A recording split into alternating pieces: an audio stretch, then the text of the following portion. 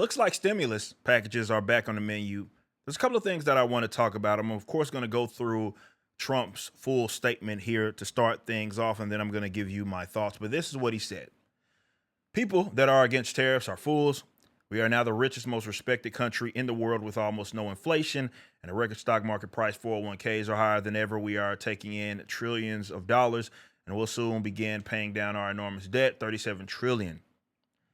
Record investment in the U.S. Plants and factories going up all over the place. A dividend of at least 2,000 a person. Stimulus, not including high income people, will be paid to everyone. So it's not going to be paid to everyone because you're excluding high income people, whatever that means.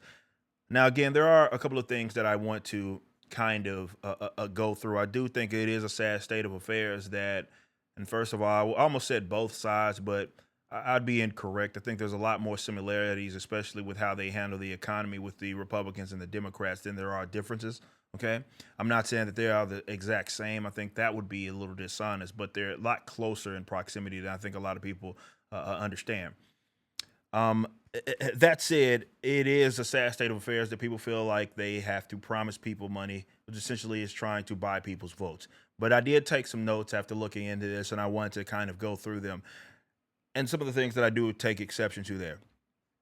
Now, obviously, the inflation bit is quite interesting. Now, we know that the headline inflation rate is 3%. We know that the core inflation rate is 3%. And anybody that buys really anything understands that inflation is much more higher and always is higher than what the headline inflation rate is going to ever imply. You don't need the government to tell you that inflation is this rate to understand that your money doesn't go as far as what it did in the past. Okay. And you also have to, and I think maybe what he's doing when he's wording it the way that he is, he's trying to look at it maybe in an inflation rate in terms like annual inflation rate, so year to year. And again, that doesn't really look at inflation honestly. If you're only trying to consider this small window and pocket of time, you need to be looking at it cumulatively over the course of a few different years, and you will see just how disastrous this inflation rate is, and it's only gotten worse. People's money simply isn't going as far as what it had been in the past. You know that. Anybody that's out there spending money really understands that. And it's not just one president's problem. This is not just a Trump thing. We know Biden's contributions to it, but mainly, the Congress's contributions to it and their inability to address the spending efforts of this government, which is absolutely out of control. And one thing I also want to address is the spending effort here. Now, you remember I did videos, okay, talking about that continuing resolution that everybody was arguing about, saying that it absolutely had to be signed and we couldn't shut down the government during that time, especially, and you could not um, get into like this. People looked at it like maybe it was purity spiraling. I didn't. I was like, bros, you have the Congress now and the presidency. Why aren't you addressing spending immediately? People said that in September that was something that we were finally going to end up addressing. So you just needed to compromise right now to pass this other of these other things through because it was about the president's agenda. And come September, none of that had ever gotten addressed. We knew that it wasn't going to be addressed at the time.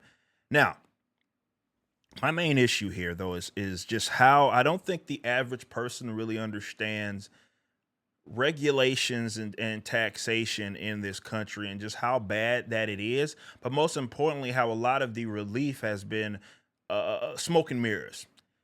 We live in this massive welfare state, and who it benefits is the people that don't really produce, right? You talk about um they don't pay taxes really at all effectively. Okay, so you have the welfare state really benefiting them. And oftentimes, when you see some shaking and moving on the business side, it's happening with these multinational mega corporation. Everybody in between, small to medium business owners, are almost largely exempt from a lot of the relief that these people that these people are supposedly given. But I think it's because people unfortunately think business in America is like some multinational mega corporation, and that's not anywhere true as far as what the engine of this country actually is. And I have some numbers here that I wanted to highlight. And this is according to their own current, the Chamber of Commerce. They say that small business owners or small businesses employ around 62 million Americans, and that's almost half of the private sector employees that are employed by small business owners. Putting that further into context, when talking about these tariffs, which some of you guys are massive fans of, I'm not here to get in the argument about this. I just want to give you the facts here. 97% of US importers are small businesses. Okay.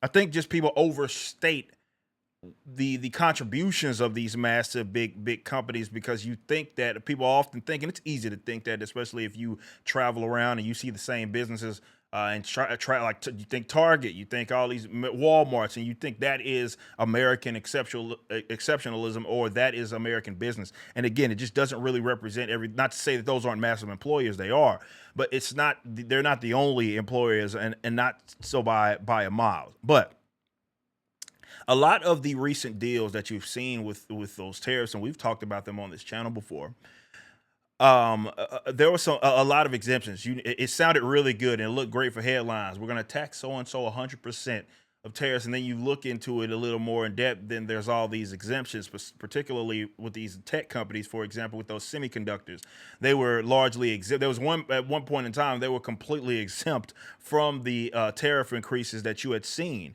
around the world. So, well, that the obviously America was levying on everybody else.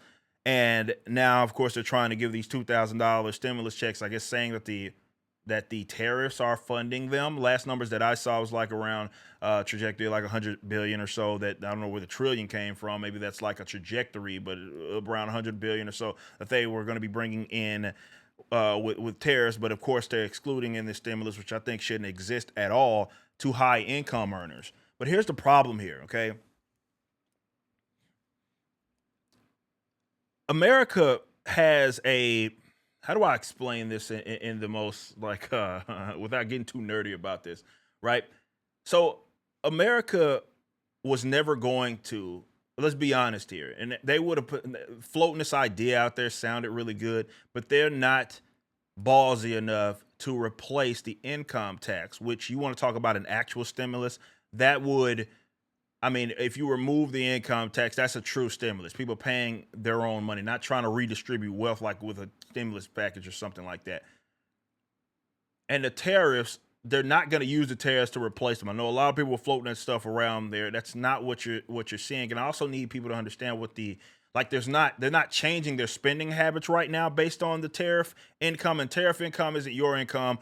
Though you might look at it that way if they're going to be giving you like something off the top with the stimulus packages, but that's just money that the federal government is collecting. So I know people champion that, like, oh, we're getting all this money in. Well, that's the federal government getting money. You're not getting anything. And then if you are one of these producers out there, you're going to be excluded from this stimulus, which shouldn't exist in the first place. If you want true relief, and this goes to Republicans and Democrats, and they understand this, if they want true relief from the engines of this country, then you would get rid of the income tax. You'd address these federal taxes, top to bottom, even some of these state taxes, but especially these federal taxes that hurt every producer in this country. You understand, if you're a small business owner, I'm a small business owner myself, we're always up against it. And you also know that you're not playing by the same set of rules. You don't have access to the deals that these mega corporations get. And so you're trying to play everything by the rules.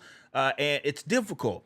It's difficult, and it seems like there's almost no relief coming from you. You see, like, oh, well, this so and so is gonna alleviate this tax for these sorts of people. And then you find it's like the people that aren't even paying taxes in the first place, or again, it's these massive mega corporations that struck some deal to bring their stuff, some of their businesses, again, exempt in some cases, some of their businesses stateside or something of that nature. And it's like bros that are already here, already working, are not seeing relief.